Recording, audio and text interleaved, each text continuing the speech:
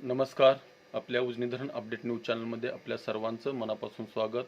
आज 2 ऑगस्ट 2026. आज सकाळची उजनी धरणाची काय स्थिती आहे, उजनीत येणारा दौंडच्या विसर्गामध्ये किती बदल झाला आहे आणि उजनीतून सध्याला भीमा नदीमध्ये किती पाणी चालू आहे, त्याचबरोबर वीर धरणातून नीरा नदीमध्ये सध्याला विसर्ग किती आहे आणि दोन्ही मिळून विसर्ग किती होतोय याची आपण सविस्तर माहिती घेणार आहोत. आज सकाळचा उजनीचा एकूण पाणीसाठा बघितला तर 115.93 TMC, उपयुक्त पाणीसाठा हा 52.57 TMC आणि टक्केवारी ही 97.57% एवढं उजनी धरण झालेलं आहे. सध्याला उजनी धरणातून भीमा नदीमध्ये काल रात्री जो 6 वाजता 81,600 क्युसेकचा विसर्ग होता, त्यामध्ये रात्री 7:30 वाजता त्यामध्ये 10,000 वाढ करून 91,600 क्युसेक विसर्ग ठेवण्यात आला होता आणि तोच आता सध्या कायम आहे. आणि उजनीतून कालव्याद्वारे 2600, बोगद्यातून 900, सिनेमाड उपसा सिंचन 280, दहेगाव उपसा सिंचन 90 क्युसेक असा विसर्ग चालू आहे. तर सध्याला दौंडचा येणाऱ्या विसर्गामध्ये कमालीची घट होताना दिसते. काल जर दुपारी 12 वाजता बघितलं तरी 1,06,151 होता. 3 वाजता 1,05,000 कमी होऊन 1,01,139 झाला.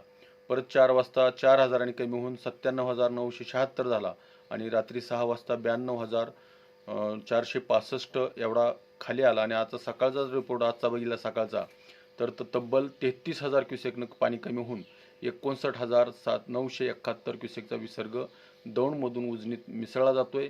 त्यामुळे कदाचित उजनीतून सोडण्यात येणारा 91,600 क्युसेकचा विसर्ग दुपारपर्यंत कमी होण्याची शक्यता आहे.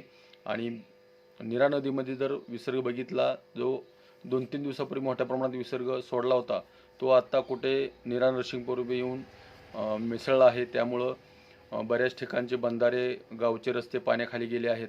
परंतु दुपारपर्यंत हा रस्ताही रिकामा होऊ शकतो, कारण वरून येणारं पाणी पूर्णपणे कमी करत खाली आणलेलं आहे. रात्री 22,680 क्युसेक असणारा विसर्ग आता बघितला 14,754 क्युसेकचा विसर्ग सध्याला नीरा नदीमध्ये सोडला जातोय. वीरमधून वरच्या धरणाच्या पाणलोट क्षेत्रामध्ये पावसाचं प्रमाण कमी झाल्यामुळं त्या धरणातून पाणी सोडण्याची प्रक्रिया ही कपात करण्यात आली आहे.